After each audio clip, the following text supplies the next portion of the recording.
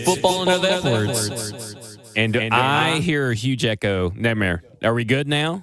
Are we good? Can you hear me at all? There we go. Okay, now I'm good. We're good. No, I don't think your microphone is on. I did you turn it on at all? Are you sure? No.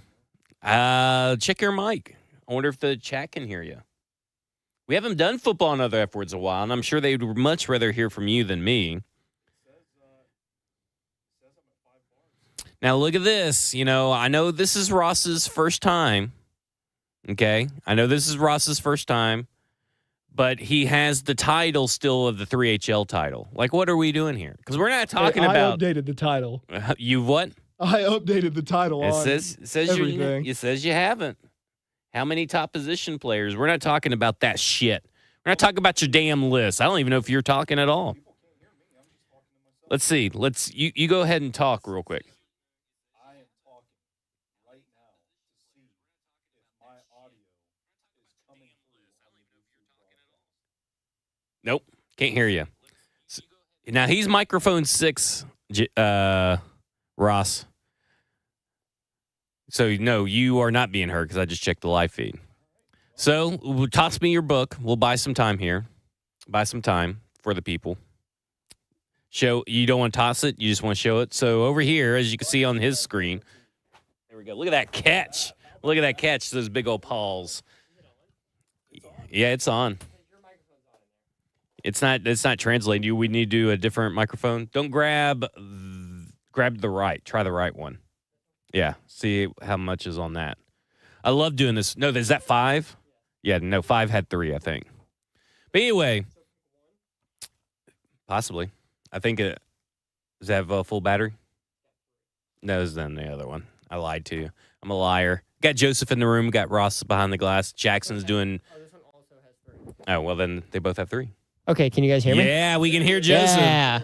Let's go. So, Jackson, for those that maybe wonder where Jay Wills is at, he is MAGA FM. He's hanging out over there. Surprisingly enough, I've listened to a couple of the segments, besides we've already discussed the pepperoni being popped in puss. I have to say, Matt Murphy's takes are not what you would expect on like a quote-unquote, because he's really upset, and we're not going to get political into it, but he's really upset about this list situation. He says he has no faith in the Department of Justice because of this list situation. But you know what I do have faith in is this book. Seasons, Volume 2, this poetry book. Nights Alive, Poems by Stoney Keeley. I bought it for my mom. She has one down there. What did I do a reading of? Oh, the Prime Rib. Which, by the way, I have to tell you this. It's so funny because my wife wanted me to read some poetry to her. And I said, well, I don't know, like, which one do you want to hear? And this was right after you had sent me the text that said you did a table reading of a piece called Richard's Prime Rib. I read that for her, and then she laughed in my face, and she's like, do you know how sexual that sounds? I was like, no. What? And then she said, yeah, you're talking about like drooling over a big hunk of meat. And I was like, damn, I guess it does sound kind of sexual. I didn't think about that. You want me to read it? I mean, I can read it right here. You can if you want to, yeah. So this is called Richard's Prime Rib. Is that piece too big? Well, yeah. To be honest, when we read this, I was a little drunk. Were you? So I don't think we really picked up on the euphemisms here. Yeah. The unintended euphemisms, I should say. My wife won't get her head out of the gutter. Quote, is that piece too big for you? The words almost jarred me as they came out of Richard's. Now, this is going to be a totally different meaning. I know. Truth be told, I was caught admiring his handiwork, lost in thought, in appreciation of the bountiful hunk of meat laid before us. We'd spent the day. Oh, my gosh. We'd spent the day lounging in the pool, solving the world's problems as one does in the presence of good company. The sun had seared me, and I felt a tad weak for it.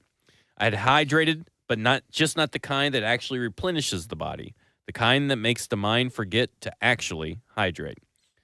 The piece itself was monumental. In that moment, all I felt like it led me to this piece of prime rib. So good thing Specify you specified prime rib. The poem is 'Cause literally at this point, about. we're pretty deep in the poem. Yeah. And you finally specified prime rib. Dried like a raisin, tired and hungry, I answered Richard's question. I don't know, but it damn sure looks like I want to try. And I did try, bold as it may have been. I'm told I exaggerated. That's what she said. But I've sworn it weighed 8 pounds, dripping with flavor. The fat melted like butter in my mouth with every bite. I felt the craftsmanship of prime rib cooked with care. I was better for it. Yet I was miserable too. I'd have unbuttoned my pants had I not been wearing gym shorts. So those things just slid off. I was grateful for it and realized there's a lesson to be learned that day, one about fostering a comforting environment. Your guests may wander in, aimless and feeble, caught up in their own rat race. But when you've made a good home, welcoming and fulfilling, you can be their healing. Beautiful. Thank you. Beautiful. It was quite literally about prime rib. Yeah. So you can get that, of course. Just search my name on Amazon. Yeah. All my books pop up. Or Seasons, Volume 2. Yeah. If you want. Yeah, that too. There's a poem in there about the Titans left tackle situation. Yeah. Yeah. It's a good book. I mean, like I said, I bought it. Beautiful book. Bought it for my parents as well. Hold on. We have a new tweet we need to retweet out. Oh, we do? Yeah, we do. He corrected the title because he's a good producer. He's on it. Man. There we go. On it. Come join us. Hey, Restream said it had updated and then it didn't. Damn Restream. Now we have all this silence because we're both typing. Yeah. Okay, there we go. Okay. So we're doing something, I think we probably have done this before on Football and Other F Words. I don't know necessarily with you. But I was listening to this podcast, I think it was The Ringer, if I'm not mistaken, the football show or the Athletic football show or PFS football show. I don't know. It was one of those football shows from those guys. Yeah, whole bunch. And they were talking, they've been doing a redraft of every draft and then building off. So, like, if you did something in 2017 differently, you would base your opinions or base your draft pick on 2018 based on 2017. Yeah. So if the Tennessee Titans in a redraft decided to draft Marshawn Lattimore and not a wide receiver, then maybe they look at the 2018 draft and draft a wide receiver. Yeah, who was in the 2018 class? I don't remember. The 2018 class was at least Calvin Ridley because I know that. Okay. Yeah, that's neither here nor there. But I get your point, the premise, yeah. Yeah. Okay, so basically, what that popped in my head was like there was a specific what if about the 2018 draft, and I was like, oh well, that's a kind of a draft take and a what if take that nobody's talked about on the radio, and I was like, okay, maybe we can come up with some big what ifs from 2015 on that nobody's really talked about because everybody talks about like, well, what if Ryan Tannehill hadn't thrown 3 interceptions and he probably would have won the game? Yeah. What if Kevin Dyson did this or what if they did that? And there's been probably some people that have talked about this. I don't want to say that nobody's talked about it because then everybody's going to be like, oh, well, I talked about it. It was like I do have to say apologies to Titty Boy LaCroix on Twitter, who actually came up with the Tennessee Tickle Monsters. Broadway and Justin Graver we did it. I thought we had came up with it, but apparently it was Twitter username Titty Boy LaCroix. Titty Boy, I don't know Titty Boy LaCroix. Well, he had a different name at the time, and apparently that account got banned, and it's not as fun to say the other one. But Titty Boy LaCroix is fantastic to say. That is fantastic to say. Rolls off the tongue. It does. Titty Boy LaCroix. And it's TIDDY. So, you know. Yeah, it's, I think that's FCC safe. There you go. If it's got 2 Ds. Because we are very concerned about the FCC on this show. I don't even know. It is the FCC, isn't it? Yeah, I think so. I can't even remember the people that tell you what you can and can't say. This is a train wreck at start of a show, by the way. I didn't even know if we were live. I would just double check, like, are we actually, we're going. Okay, let me pull up our text here. We can take a mulligan and just start over. Start over. I'm taking a breakfast ball. Yeah. Okay. So here we go. And we tried to keep them somewhat realistic and try to build them around certain events, right? Like, things that we have either heard or that we know or that maybe is standard practice in the NFL. Nothing like, what if, Jeffrey Simmons, grew a second head and then we didn't even draft Tavondre Sweat. Nothing like that. And I do want to get to Ramon Foster's take about Tavondre Sweat later if we have time, because I think that was such an interesting take. If you remember what I sent you. I do. But let's start with this. I know Ross has one, so we'll. You know what? Let's let Ross go first. Okay. Because I know we'd never let Jackson go first, so I definitely want to do that just to spite Jackson. So Ross, you can give us your what if first. I feel a lot of pressure now. There you go. My first what if is what if after the Titans got blown out by the Patriots in the divisional round in New England, if they did not fire Mike Malarkey, what would have happened? Yeah, that is a good what if. That's a good what if because it's one of those moments in Titans history where it kind of felt like people were divided at the time. Mm-hmm. It wasn't a clear answer as to whether this was right or wrong in the moment. There were a lot of people that were pretty vocal about keeping Malarkey. There were other people that said, yeah, he's got to go. Really interesting time in Titans history. Well, and I look at it this way. If you fire him, if you keep him on, that means that Terry, after the ripple effect would be that Terry Robisky got fired. Yeah, because that was that was the rumor. That was the rumor at the time. Yeah. And whether that's true or not, I don't know, but it would make sense regardless because Terry Robisky kind of sucked. That year. Still running jet sweeps. Yeah. In his sleep. Yeah. But you would have consistency for Marcus, right? Because everybody has talked about consistency for Marcus as one of the reasons that he didn't succeed, even though, he just wasn't good. Yeah. So I just look at it and I go, maybe that consistency, at least we wouldn't have that excuse. That would be a what if. But I definitely think you would be looking at a 9-7 team the following year. And then maybe there's differences that would happen in the draft, right? Because that's the 2018 draft. Maybe instead of drafting meathead Rashaan Evans, you draft Calvin Ridley. Yeah. Because Calvin Ridley went after, right? So after Rashaan Evans, you're talking DJ Moore. This is offensive players. Isaiah Wynn, DJ Moore, Hayden Hurst, Calvin Ridley, Rashad Penny. Stoney Michel and Lamar Jackson ran out the line. But maybe you end up with Calvin Ridley or DJ Moore. DJ Moore is calling my name right there. DJ Moore seems like a Malarkey guy. Yeah.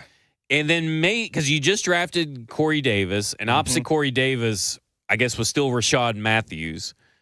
In right? 2018? Yeah, because Rashard Matthews had a falling out with Mike Vrabel at some point. So I think in the 2018 I think season. it was 2018 was his so last year. I think you could maybe first off salvage that relationship, whether for good or bad doesn't really matter. But I think maybe you draft one of these guys. Maybe you draft Hayden Hurst, right? Well, was Delaney still going in 2018? Yep.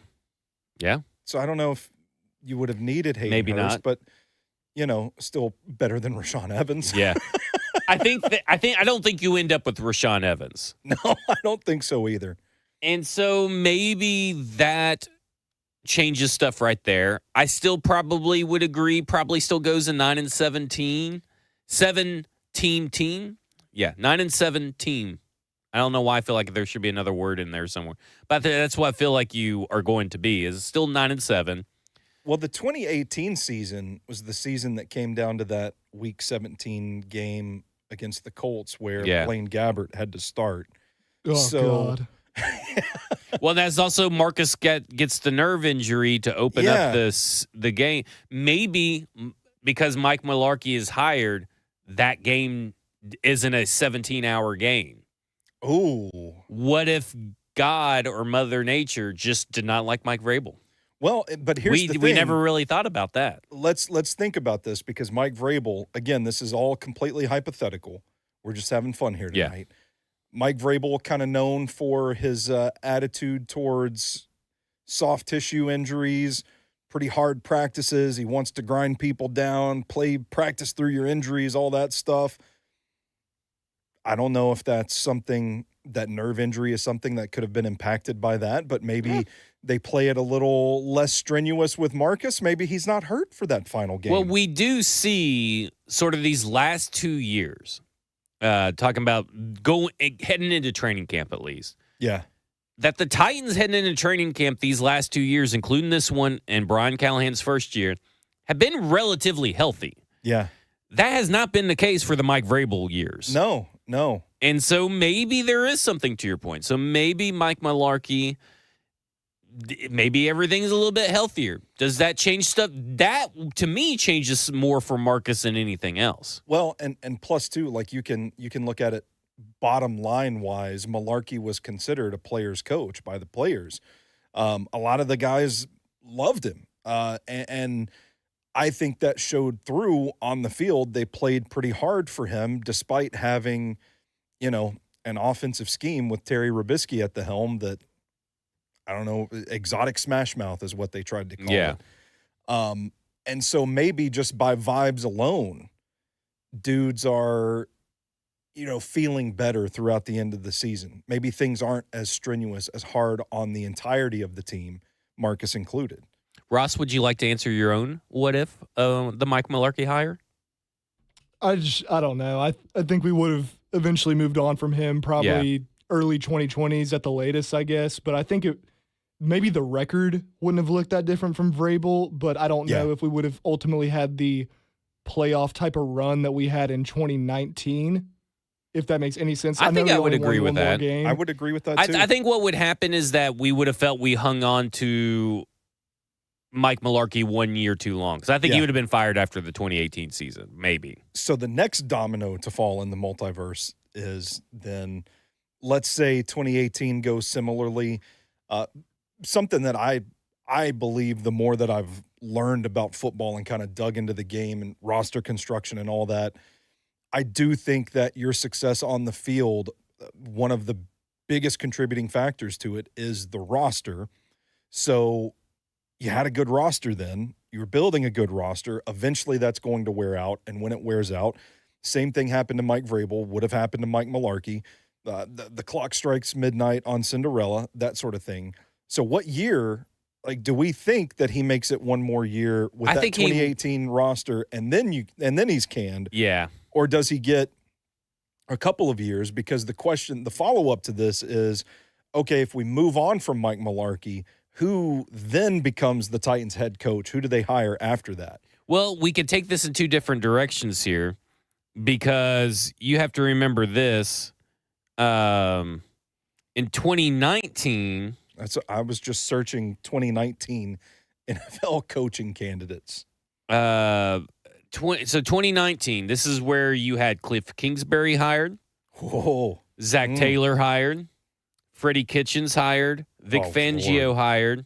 But here's the one. And this was going to be my next what if, and this will build into it. So let's say whether it's Mike Malarkey or whatever, maybe it's Mike Vrabel. But what if the Tennessee Titans had hired Matt Lafleur? Because that's the one. Because Matt Lafleur was him, Steve Wilks, Mike Vrabel were the final three after they fired Mike Malarkey. Yeah. And they went with Mike Vrabel. And despite everybody telling him not to do it, Matt Lafleur came here to be miserable for 1 year. That's true. But then he was hired in 2019. So what if and this was the only job I believe that Matt Lafleur had gotten interviewed for in 2018, if I recall correctly, which would mean that he would have stayed with the Rams, and then he would have been back on the market in 2019. And what if, regardless of if it's 2018 or 2019, what if Matt Lafleur was your Tennessee Titans head coach? I think you're looking at a completely different team. I mean, I think this push that they made with Brian Callahan and his hiring was all about getting a modernized offense and catching up to the times. I think Matt Lafleur would have brought that to Nashville in 2019. I mean, you would have gotten it 5 years sooner. Lafleur has rocked in Green Bay. If I'm not mistaken, I jotted it down, 67-33 record as a head coach. What else? Probably don't have Brian Callahan here. And those are all my notes. Completely different team. I don't know what that means. But yeah, I mean, it is a completely different team. I mean, you probably at that point in 2019, you're probably still ending up with Jordan Love. Or Yeah. let me look at that 2019 draft. No, 2019 was Kyler Murray, Daniel Jones, and Dwayne. Oh, that's right. Haskins. Ooh, well, they could have been bad. So you may have been rocky. You probably don't trade for Ryan Tannehill. I mean, that may still happen. I jotted down a name that popped up when I was looking at Sam Bradford was a free agent the year they traded for Ryan Tannehill. I don't know, though. Like, I would be curious to go back and look at Green Bay's roster when LaFleur was hired, because I look at that Titans roster of 2019, and it was kind of built for that Vrabel ball style. And I don't know if LaFleur's system would have been conducive to the roster that they had, or how much of his scheme would he have been willing to change to work with the roster. Because that marriage is always something to consider, too, with the chemistry. Man, this quarterback class was shit. 2019? My God. You want me to read these names? Kyler Murray, Daniel Jones, Dwayne Haskins, Drew Lock, Will Greer, Ryan Finley, Jarrett Stidham, Easton Stick, Clayton Thorson. Gardner Minshew is the best one on here, then Trace McSorley. Man. Woo! Could have had Drew Lock from the start. Maybe he could have done something with Drew Lock. You know what I'm saying? Oh, Because you remember know. the rumor was that year that the Titans may end up drafting Drew Lock. There was that may be a what if right there that just popped into my head. And what if they had... Man, we would have sucked.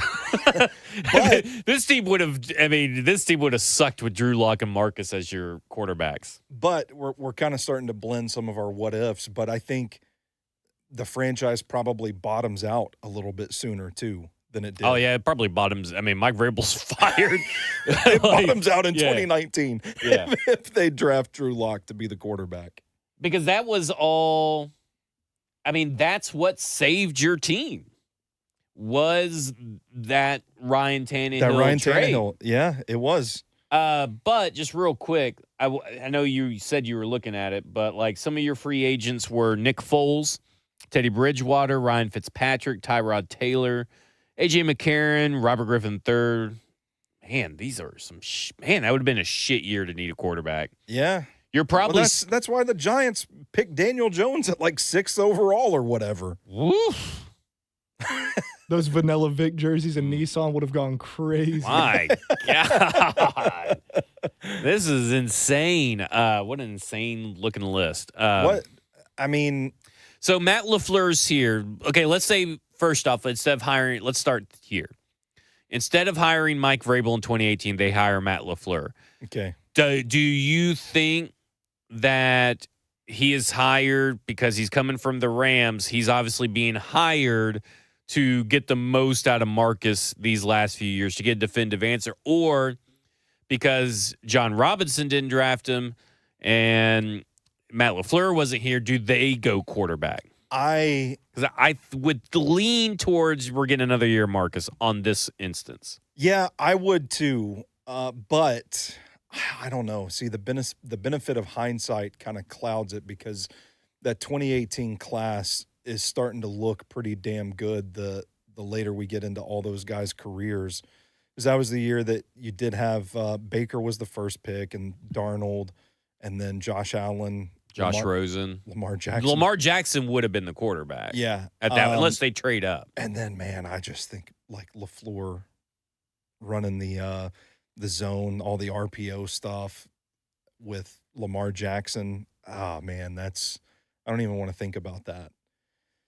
So I don't know, like, what were the opinions of Marcus like in 2018 compared to what they were of, like, let's say Josh Allen and Lamar Jackson might have been the two that were in play. I think everybody was giving him, because he was such an easy guy to root for. Yeah. You know, so everybody gave him so much grace for that 2017 season because he was coming off the leg injury in 2016, and we saw what he was in 2016. But you get through that 2017 season, right. It is miserable. Yeah, They still won 9 games, but it was miserable football. That was the year of the Jacksonville Jaguars game in the rain, if I'm not mistaken. Well, With Super Bowl champion Jamil Douglas. Was that year or was that the year after? Was that Vrabel's first year? No, I think that was that year. My God, that was such an abysmal fucking year. You're also coming for off a 9-7 win season. It's the worst 9-7 win season of my life. You're also coming off a year where, yes, they went to New England and got stomped by the Patriots in the divisional round. Yeah. But you still had that magical comeback. Because he kind of looked good in that in that Patriots game. I think he didn't throw an interception. He threw 2 touchdowns, if I'm not mistaken. And they went up 7-0. Yeah. They threw that touchdown to Corey Davis and were kind of like, oh, wait a second. And then the Patriots did what the Patriots did for so long. But, that comeback against Kansas City in the wild card weekend, the week before, where he throws the touchdown pass to himself. Like, I mean, let's be honest here. Darrelle Revis, Revis just gave it back to him. That wasn't intended on purpose. No, but I'm saying it felt magic. Like you had a little. I get what you're saying. It felt magical, but I also just want to say when you're a kid, the I got your nose or the penny behind the ear feels magical. When really it's probably the two lamest fucking magic tricks of all time. And I get that it's a big moment. But there were so many people that thought that was on purpose. Like, it was not on purpose. Who thought are you serious? Oh, yeah. People thought that was on purpose? Oh, well, the people that were just, popping Marcus in their puss. they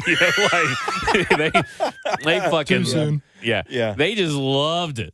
Oh, man. I never saw that. But, it kind of felt, it felt like, oh, wow, this is the quarterback that's capable of leading the comeback, and maybe we do have something here. And I would say if it was for Jonathan Cyprien giving Travis Kelce a concussion, I don't think that game still ends up the way it did. Yeah, fair enough. Yeah. Sip squad, man. I liked him. Yeah. Just beat the shit out of people. Okay, so, I guess Matt Lafleur would still have Marcus. But But I do think that we're talking about a team that, maybe they don't go 9-7 in 2018. Yeah. But I think you feel better about where the franchise is headed. Yeah. Because really, let's be honest, 2016, 2018, those little or 2017, that little run kind of did feel a little flukish with the roster that the Tennessee Titans had.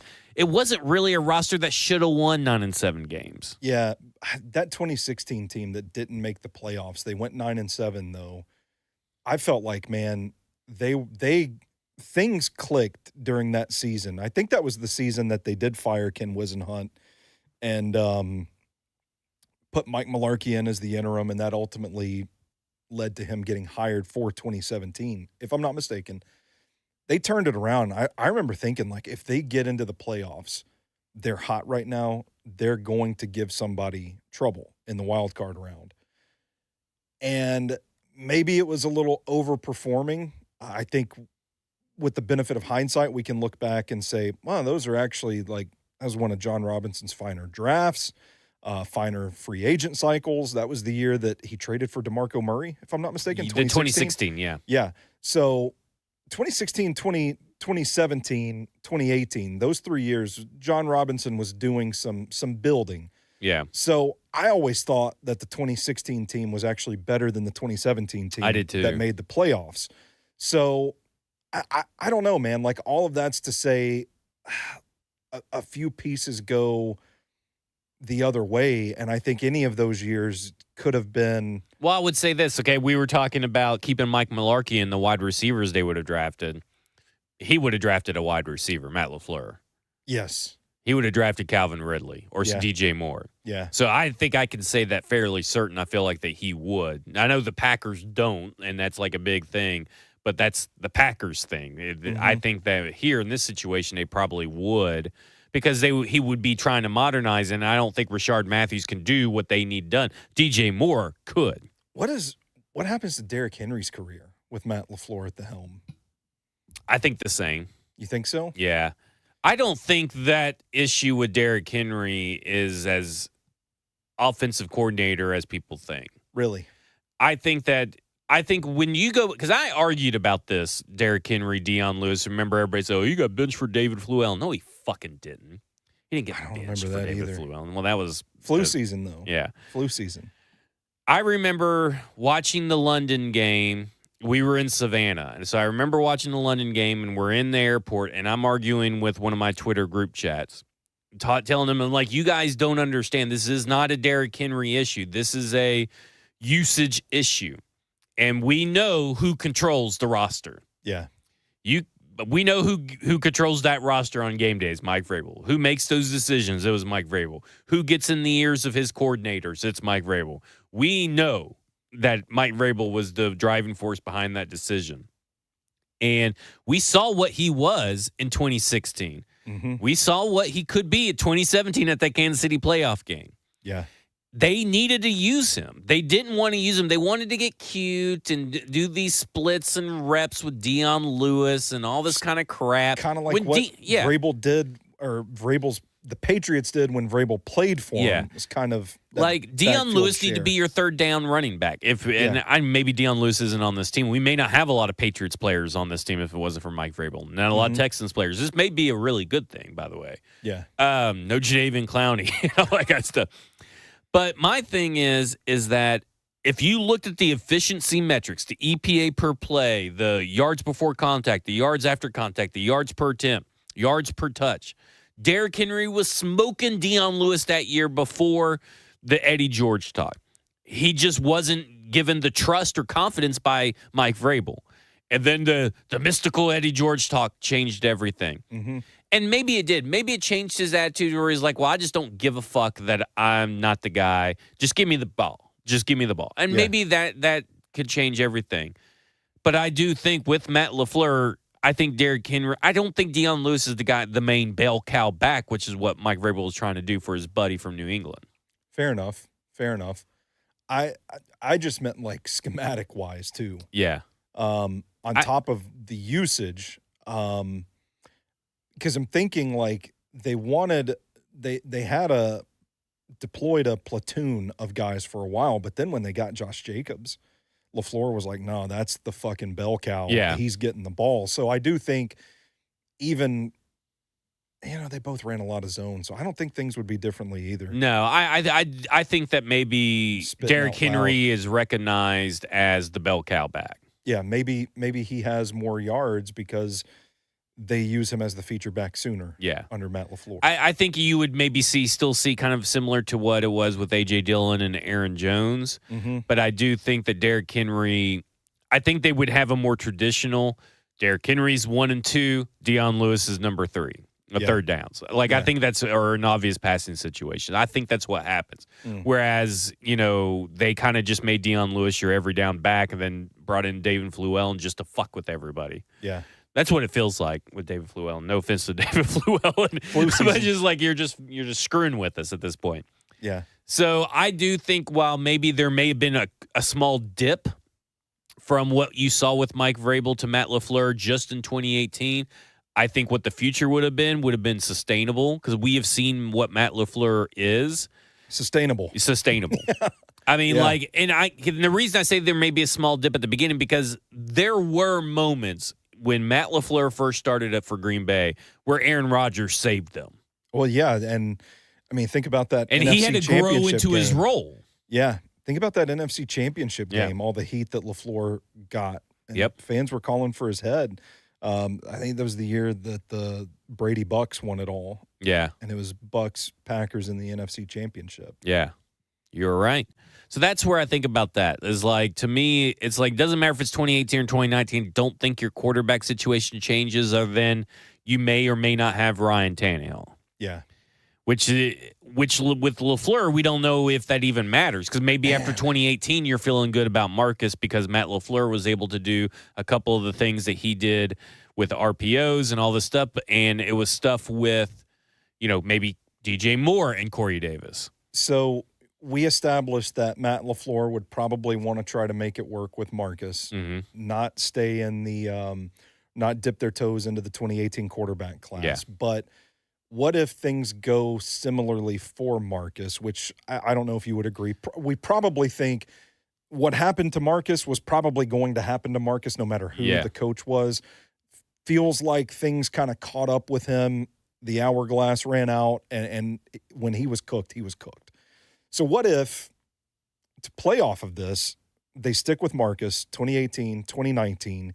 He still bottoms out in 2019, but they don't have Ryan Tannehill, and they just go like 1-15, 2-14, and then they get to be players in that 2020 quarterback class where you have Joe Burrow, you have Justin Herbert, Tua, Jordan Love. I could see that. How different? But then they would be Joe Burrow, right? If it bottoms out, then it's Joe Burrow. Joe Burrow. I mean, what if Joe Burrow and Matt LaFleur were the quarterback and coach of the Titans right now? What if this happened? Instead of bottoming out in 2019, because this was kind of a little bit of a thing for a little bit. Mm-hmm. But what if you traded Marcus for Jared Goff a year before he gets traded to the Lions? Because 2 years before he gets traded for the Lions, and probably I think, just saying. I don't know. Well, now we're getting a little ridiculous. Let's not even entertain that. Because I do want to entertain. Well, I'm this. a Jared Goff truther. Yeah, I'll just I know. say I like Jared Goff. I don't know if things But would have that's worked out probably the not same likely going to happen. for him. So I don't even want to get into that. Okay, so we got, what if Matt LaFleur was hired as head coach? We've done the Mike Malarkey thing. Here's a big one. What if the Titans never traded for Ryan Tannehill? And we got Marcus and whatever backup you Sam want to put Bradford. back there. Yeah, I don't think it's going to be Sam Bradford. Let's say it's Tyrod Taylor. Yeah, Tyrod Taylor or Teddy Bridgewater or something Weren't like they that. in on one of those guys that year? Maybe Teddy. I think I thought they had like brought him in for a visit, interviewed, whatever. Maybe. I don't know. But let's say they get one of those guys as the backup. Mm-hmm. Mike Vrabel's fired after 2019. Yeah. Because there is no way that there's no way this team is going to rebound with Marcus and Tyrod Taylor going 2-4 to begin with. And it didn't matter if you put Tyrod Taylor in that Denver game. He ain't doing what Ryan Tannehill did the rest of the way. That is a team that's going to maybe win one or two more games down the stretch. Yeah. I don't know. The defense was playing well that season, though. I think your defense could could only do so much with as bad quarterback play as you're getting. And you got to remember, they started out 2-4, but they still went 7-3 down the stretch. And just one more loss, and they don't make that wild card. Right. And that season came down to that final game. They had to win it. Yeah, I think we're looking at a case again where they get to play in that 2020 quarterback class. Okay, so let's look at this 2019 Titans schedule after Denver. It was Chargers, then Tampa. Remember, the Chargers game came down to the wire. Was the Chargers game in London that year? No, not that year. That was at home. That was the year they made the goal line stop with Jeffrey. That was Jeffrey Simmons' first game, if I'm not mistaken. Melvin Gordon fumbles all the time. Yeah. Yes. That was after the London game, right? Because there was kind of like some added motivation. That was after the Denver game. London game's already gone. No, I mean the Chargers London game the year before. Yeah. Where Mike Vrabel went for 2 instead of tying the game. Yeah. Instead of, giving the ball to Derrick Henry. But it was Chargers. They won 23-20. Mm-hmm. So do you think the Tennessee Titans even scored 23 points? See, that's the question, right? Yeah, I don't know. Then you got Tampa Bay, where you won 27-23. Then you got Carolina, where you lost, and you lost 30-20. So you're probably losing that game too. That was a weird game too. Well, that's when Tampa Bay had the best run defense, and Art Smith decided to run it. Mm-hmm. And Carolina Panthers had the best pass defense, and back-to-back, literally the best in the NFL, those two teams. And he decided to pass it the whole game. Yeah. Don't know why. It worked. Then you got the 35-32 game against Kansas City. Yeah. Okay. Then you're rattling off wins against Jacksonville, 42-20, which you lost to Jacksonville 20-7 earlier in the year with Marcus, and that was the rain game, I think. That was the rain game. Indianapolis 31-17, and you had already lost to Indianapolis earlier, 17-19. Oakland 42-21. That's probably maybe not 42 points, but you're probably going to win that game. Yeah. Houston's a loss. New Orleans is a loss, so you're probably losing those games with those two guys. And then Houston was a win at the very end, 35-14, where they were going crazy. And the A.J. Brown toe tap catch and everything. Yeah. That ain't going to happen. You may still win that game, but you're not winning at 35-14. So you may get 3 wins. I'm going to give them. I'll make it very simple. They don't win that Kansas City game without Ryan Tannehill. And if they don't win that game, they don't qualify for the playoffs. Yeah. I'm just saying, like, okay, they were 2-4. That means you're going to end up 5-12 that year. Mm-hmm. I don't know if he makes it out of 5-12. Yeah, I don't know because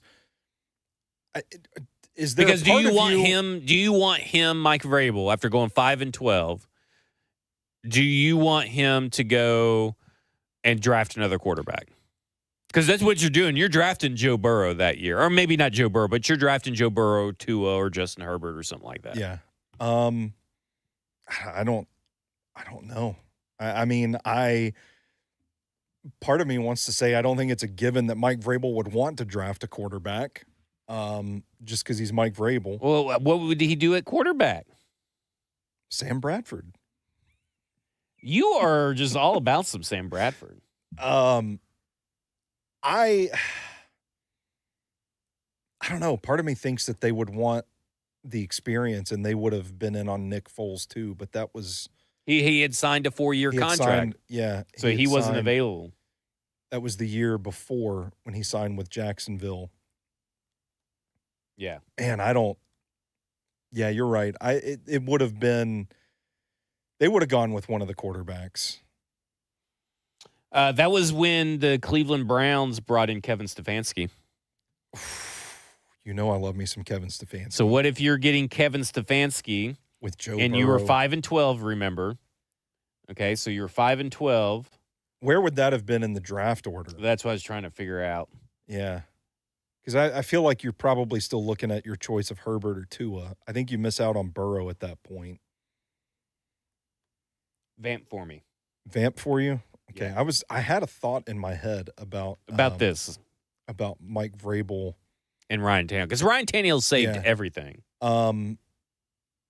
Yeah, okay, here we go. I remember it. I was going to say, is there a part of you that feels like Brian Callahan was allowed to keep his job because the Titans were like, we got to have some stability.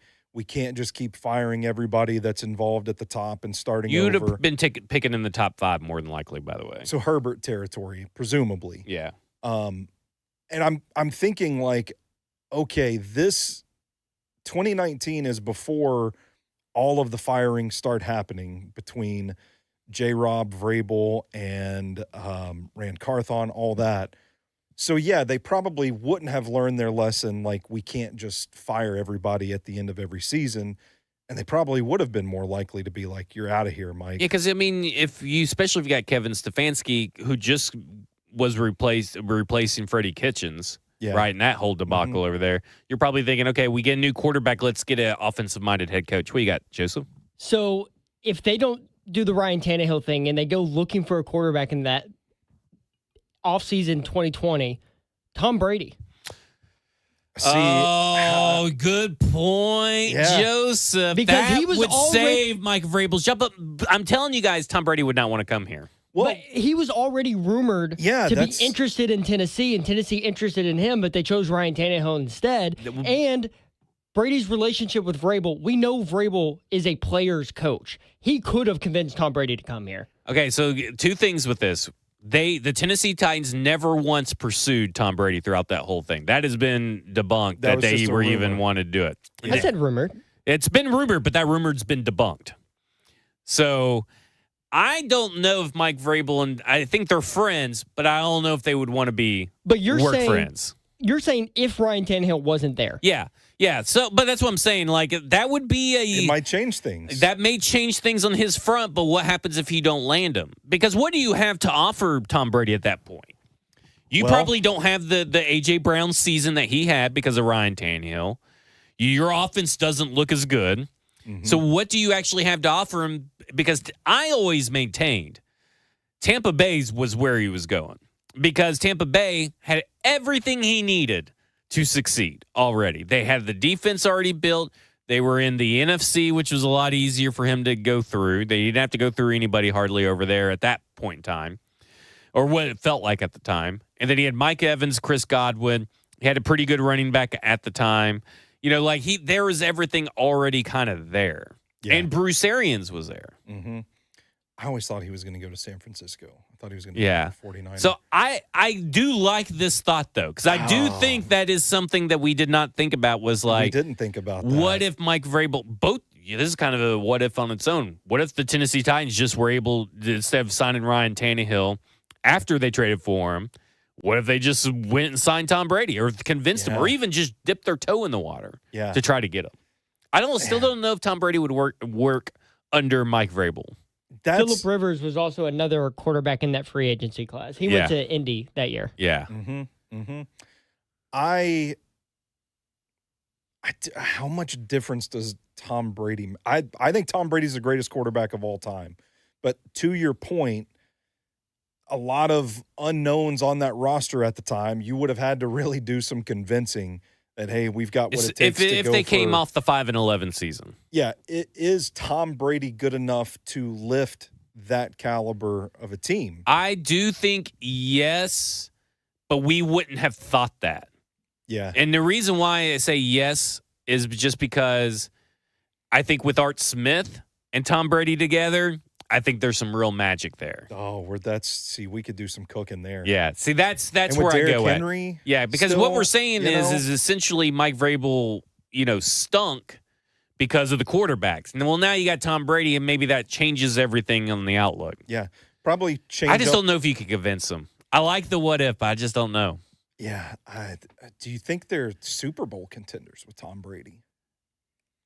I think everybody would talk to like they are. But see, here's the thing: would the shine would have worn off on Mike Vrabel too? That's the other thing. Yeah, is that Mike Vrabel? If it wasn't for Ryan Tannehill, there would be no Diana Rossini. Like Diana Rossini's job, is really because of Ryan Tannehill. Yeah, because of all the inside information, the glazing of the genius that is Mike Vrabel. Yeah, that is bestowed upon everybody and everybody talking. It's because of Ryan Tannehill. If he didn't have Ryan Tannehill, we'd be talking about a totally different kind of Mike Vrabel going right now. Yeah, we got to remember, he was the worst defensive coordinator the only year he was a defensive coordinator. Yeah, yeah. He was a Nepo hire, a Nepo baby hire. It did feel like, this is a guy that's going to be a head coach in the NFL one day. We've got to hire him before anybody else gets their hand on him. More so than, wow, this guy did a great job with the defense. This is the type of leader that we need. I don't want to discredit everything that Mike Vrabel did here. He's a damn good football coach. But I go back to what I said earlier about the benefit of hindsight, realizing that late 2010s Titans run was a pretty damn good roster in hindsight. Yeah. Okay, you give a what if. I give a what if? Yeah, I've given a few. Okay. Let's see. What do I have written down here? We've done. Okay, this is one. Phillip Rivers' name just brought up. This name was just brought up. This is one that you had. What if the Titans had traded for Phillip Rivers instead of drafting Marcus Mariota? Which is exactly what they should have done. Yeah. I was so mad when they drafted Marcus. I think I was like one of 10 people in America that was mad that they drafted Marcus. And because Phillip Rivers was rumored to be on the table. I'm with you. I wanted Phillip Rivers, and I wanted him to draft Amari Cooper. Yeah. Is where I was leaning at that moment. Which means Ken Wisenhunt probably still has a job. I don't know. Ken Wisenhunt's gonna Ken Wisenhunt. Yeah, but him and Phillip Rivers were magic together over in LA. True, that's what made the connection so apparent. There are two quarterbacks that we've talked about in this time frame where, like, what if instead of Marcus they had this guy? Rivers, people forget it was late in Rivers' career. Yeah, but he was still throwing for like over 4,000 yards a season up until. Up until 2020 when he was he was with the Colts and retired. I think he's one of the two names that we'll talk about tonight that they probably could have been serious Super Bowl contenders with at quarterback. I will say this: they should have drafted Phillip Rivers, and I do think 2004. Sorry. Well, no, they should have traded for Phillip Rivers. Yeah, and I think it would have kept Ken Wisenhunt around. Which I kind of hate. Which you kind of hate. But again, they were really good together in LA. That's and true. Or in San Diego at the time. It could have been a completely different. We're talking about a team that's going to sling it, that's going to have high standards, right? Because Phillip Rivers kind of in that Tom Brady mold and all that kind of stuff. Like, we're talking about a team that wouldn't have bottomed out the next year. Well, that means you may not get Derrick Henry, right? So, but I mean, Derrick Henry was a second-round pick, but he was the second-round pick that you got in the trade to trade back for Goff because you were so bad. Henry and Byard too, right? Yeah, so you may not be that bad. Yeah, to be able to get him. But I think you're talking about. I mean, but to your point, Blake Bedingfield may have a bigger voice in the room. That's true. That's true. Because John Robinson was hired 2016, right? 2016. So he may not be here either. Yeah. We may not have had John Robinson. That's wild to think about. But also think about the 2016 and 2018 seasons when quarterback play directly impacted the outcome of the season. Yeah. So like that's a window you've got right there. Maybe it opens up in 2015. Yeah. And I think No, you're good. I'm good. Okay. Yeah. I just heard something short in my. Well, that's probably him turning on his mic. Oh, Jackson's in the room. Jackson's in the room. Hello, Jackson. His mic will not be getting potted up. I'm trying to figure out what the fuck you guys did to this mic. We didn't do anything. It's microphone 6. Yeah, that's the one I'm messing with. Yeah. Oh, you're messing with it. Gotcha. He's trying to fix a microphone. I think that's the one I had in my taint earlier. Is that? But 2016 and 2018, I think they definitely make the playoffs. And you look at increasing the opportunity to go on a championship run. And if you have Phillip Rivers up until his retirement in 2020, I think there's a good chance that one of those years, if the roster stays relatively the same, and I think they're Super Bowl contenders at some point over the course of that 6 years. I mean, you know, the way Phillip Rivers was always playing, it always felt like he was they were always competing. And then you're kind of in a shitty AFC South at the time, and you're probably competing. Yeah. You're probably at least looking like a playoff team. You probably, for better or for worse, you probably don't have John Robinson, which may change everything completely, but you have a quarterback that you could build around. So now you could build it the way that Ken Wisenhunt wanted to build it. And then Phillip Rivers retires in 2020. In 2021, they draft Mac Jones and just keep the train rolling. Keep the train rolling. Keep the train rolling. Okay, you also had one concerning the Chiefs game and top tier. Top tier. I actually said the same one, but I'm going to let you do it. Yeah, so the rumor for a long time, which we could never establish. A very strong rumor. Yeah, we could never establish if it had actually been reported somewhere credible, or if we were just saying it was one of those things that everybody knew about but didn't say publicly. The rumor was Mike Vrabel took over play calling duties for the defense from Dean Pease during that 2019 AFC Championship game at halftime. The Titans were in that game. They led that game. It looked like they had what it took, had the ingredients to pull off the upset. And then Patrick Mahomes goes on that touchdown run, backbreaker, and then Mike Vrabel rumored to have taken over the play calling duties. Well, it was rumored, and then we remember Wesley Woodyard talked about that on Ramon and Will. Yeah. And so there you go. So, like, I'm kind of looking at it like this, like, yeah, that's a guy that was in the room. And then, I mean, for whatever happened behind closed doors, Dean Pease retired to get away from the Titans organization. To get away from Mike Vrabel. Something happened in that game. We might not know exactly what, but I just think, like, and what if Dean Pease, who was doing his thing that season, had been given the chance to finish that game out? Would the outcome have been different? I think so. I think so, too. I'll have to be honest with you because I think that this would be a good question for Blaine. Yeah. But I bet the defensive players were probably jarred by this whole thing. Yeah. And probably, you know, this also probably marks the true era of micromanagement by Mike Vrabel. Yeah. Like, he's going to do everything. Remember that he even hired a defensive coordinator. Yeah. Like, I'm going to do it. I'm going to do everything. And I can't trust anybody because of this one play, because we had to draft Rashaan Evans, and Rashaan Evans is a meathead who doesn't know how to tackle. And even though that's his job to make sure that they know how to tackle, but it wasn't the players were in the position to make the play. Yeah. So it wasn't a play calling issue.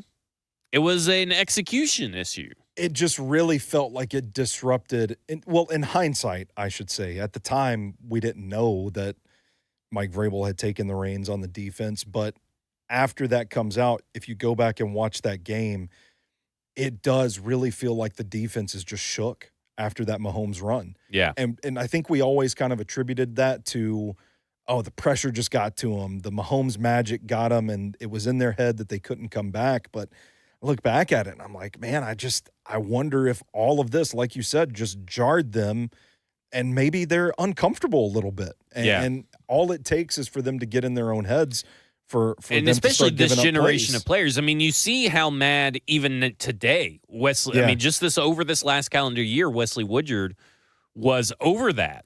Yeah. Like, I mean, he's still steamed over that. Mm-hmm. So you have to imagine that for other players, younger players, older players, they're all like, "What the fuck?" Because players are probably thinking, "Well, it was us. Don't blame him. It was us." Yeah. I'm curious. Is Jeffrey Simmons the only Titans player that was on that team? Amani Hooker. So somebody needs to ask them at the next press conference about that, about the 2019 AFC Championship game and whether changing the play caller impacted their psyche. Yeah, because that's what it felt like to me in hindsight. Yeah. Okay, so I got one right here. This is it's gonna hurt. Nobody likes to revisit this, but what if the Titans hadn't traded A.J. Brown? I might have a bit of a hot take on this one. Oh, no. If I can find it in my notes. I think... Don't do it. Here's what I think. Let me tell you before you give your hot take. Let me try to brace people. Mm-hmm.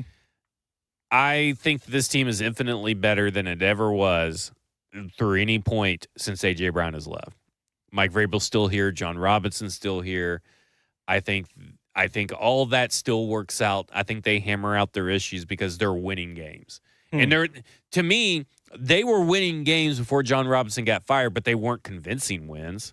And now you have A.J. Brown, I think you got convincing wins. I don't think it impacts that much. Oh, you're crazy. Because you're crazy. I think the deterioration of the roster was inevitable from the 2020, 2021, 2022 draft classes. Now, obviously, things change. You don't draft Treylon Burks in the first round if you keep A.J. Brown, but I don't know. We were rumored to go ahead and take another wide receiver. Well, that's true. And maybe it is still Treylon Burks, but that doesn't probably sting as much anymore. I feel like Ryan Tannehill eventually runs out of steam still. I think the negligence on the offensive line still catches up to him. The thing I'll meet you halfway is one thing I jotted down was that if they don't trade him to the Eagles, well, then the Eagles game the following year probably doesn't happen, and maybe John Robinson gets a chance to dig himself out of the hole and keep going a little bit longer. Well, and I think that's the thing where I kind of I understand what you're saying, but A.J. Brown alleviates some of the stuff going on with the offensive line. Maybe Ryan Tannehill isn't getting brutally murdered constantly because he has A.J. Brown out there, right? Well, and I jotted down, too, if they don't go wide receiver, Tyler Smith is right there in the first round of the 2022 draft. Yeah, you got Tyler Smith. You even have you can still bolster the offensive line. You have Trevor Penning, who at the time I think was connected. Listen, I didn't like him, but I think he was connected, to the the Titans? Tennessee Titans. I don't remember that. But I look at this. Remember him getting his ass kicked. I don't think he goes 7-10. You may not have the years prior because you still you probably don't repeat as champions. But as AFC champions, I think they go to the playoffs. But you go to the playoffs, right? Yeah. You still win the division. Yeah, and then you still look competent. You probably don't end up with Malik Willis. Yeah, take that what you will. But I mean, you're probably. But you look at who it was. We're talking Robert Woods, A.J. Brown, were your top two wide receivers at that point. Mm-hmm. And Austin Hooper would be your tight end. Chig, yeah, you may have still drafted Chig. Yeah. You still got Derrick Henry popping off for 1,500 yards. I don't know. Like, I kind of think that this does change stuff for the Tennessee Titans. Maybe you prolong the inevitable, but I do think that if we're talking about, maybe John Robinson gets a chance to dig himself out, I think they get enough wins, and you don't have the embarrassing loss to the Eagles. In fact, you go up there and smoke the Eagles because you would have been having convincing wins. Like, to me, you probably, on that, you lost to the Giants by 1 point. You're not losing to the Giants, so there's one more win. Then you followed up with the Bills, 41-7. That one's a butt whooping, so we can't give them that one. Maybe it's closer, but it's not, and it's not a butt whooping. Then you go on this win where you're probably going to dominate the Raiders instead of just winning by 2. You're going to dominate the Colts, dominate the Commanders when you only won by 4. Then you got the bye week. Then you barely beat the Colts. I know it sounds barely, but it's like 19-10. But then you got the Texans 17-10. You lose to the Chiefs in overtime. That's the Malik Willis game. Like, I don't think Ryan Tannehill gets hurt when you have A.J. Brown. Or even if he does, like, you're in the most important moments of the games, you're throwing it to A.J. Brown. Instead of, what was it, Chris Conley that Chris game? Conley, right? Like, no, I don't know. I get your point. I just don't think – I think maybe it buys them another year or so before things eventually bottom out. But I don't know, maybe John Robinson goes back to 2019 John Robinson. Well, that's what I was about to say. Like, because he blamed a lot of this on COVID. Yeah, like, does he actually get it corrected? Like, we're just assuming that because he had a few shitty classes that he's incapable of a good draft. But what if he does kind of get his feet beneath him? Buys everybody a little bit of time. Buys everybody a little bit of time, yeah. I just But don't, maybe you never find the next quarterback, and that's the issue. Yeah. Because Ryan Tannehill's probably going to still be playing well. Well, they might, like, okay, so 2023 was the year that I think we said the same thing, the season opener that they played the Saints. I think we shot each other text messages that afternoon like, fuck, Tannehill's cooked. Oh, yeah. So they run out. Well, no, wait. Then the 24 class, they would have been players. They probably would have tried class. to find one then. Yeah. Maybe. I'd see what you're saying. Okay, speaking of quarterbacks, here's my last one. Tennessee Titan. Here's my last one. What if Vrabel comes in, talks to John Robinson. John Robinson's like, man, this Marcus guy is cooked, dude. Oh, this He's is the not one that I hoped good. you'd go to. He's not that good. We need to get our own quarterback. Mm-hmm. The only quarterback available at the Rashaan Evans pick is Lamar Jackson. Yeah. This is the wildest one I got. Yeah. It's what if Mike Vrabel and Lamar Jackson are paired together? It is because that changes everything for the Ravens and all it does. And it's easy to, in that scenario too, because he was he was available when they were on the clock. It's easy to do a 1-for-1 Evans for Jackson swap and kind of play this thing out. And you think about like the type of offenses that he and Art Smith wanted to run during that time. Which I guess he would have been with Lafleur. Because you wouldn't have to play him, right? I mean, even the Ravens were like, well, we're not going to play him this year. We're going to play Joe Flacco at first. Man, I think whether it was Lafleur or Arthur Smith that he started with, the note I wrote down. I wrote down, it's hard to say this team doesn't win the Super Bowl in 2019 or 2021 with Lamar Jackson at quarterback. Especially with Derrick Henry. Can you imagine Derrick Henry? Well, you can, actually. I was about to say, last year. We can't imagine Derrick Henry and Lamar Jackson together. But that is some titties in there. Some titty boy LaCroix in there. Yeah. It's hard for me to say. But here's my thing. Mike Vrabel ruin Lamar Jackson? I don't think so. Do you think they vibe? I see, now that I don't know, because John Harbaugh is kind of known for being simpatico. Yeah. That would be my one thing. But if you're winning games, yeah, I feel like they would warm up to each other. And I do agree. I mean, it really feels like Lamar Jackson's just inevitable, right? Yeah, like, I mean, that's kind of what it felt like. And yeah, I think he may be the best quarterback in the NFL. He's in that tier. And with the running game that they had, the offensive line they had those couple of years, the defense playing the way it was. And Matt Lafleur would have been there to get him off the ground. Then you got Art Smith coming in. Yeah. Again, it's hard for me to say. It's hard not to Red Hulk over it. It's hard not to Red Hulk over here. But that happens all the time. People, for as crazy as it sounds, new head coaches and a GM that didn't draft you come in, it's a good chance you're losing your job. Yeah. I mean, you got a new general manager this year. And listen, I'm not saying that Marcus's 2017 was as bad as Will Levis's 2023, but again, loyalty with a new GM does not matter. And it's kind of flipped, right? Because John Robinson was here. Mm-hmm. Brian Callahan was here, but then a new piece comes along, and then you guys kind of agree, well, this Lamar Jackson kid. Yeah. I think there would have been some spicy stuff. Do you have one last one? No, that's the one that I wanted to get to.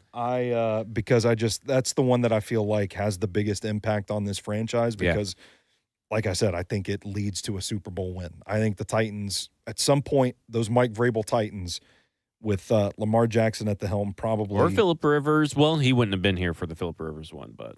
Yeah. Let's see. What if the Titans had ever taken edge seriously? Oh, yeah, that was a good one. So what I did, I went through the last 6 years and looked at edge rushers that were available when they picked in the first round.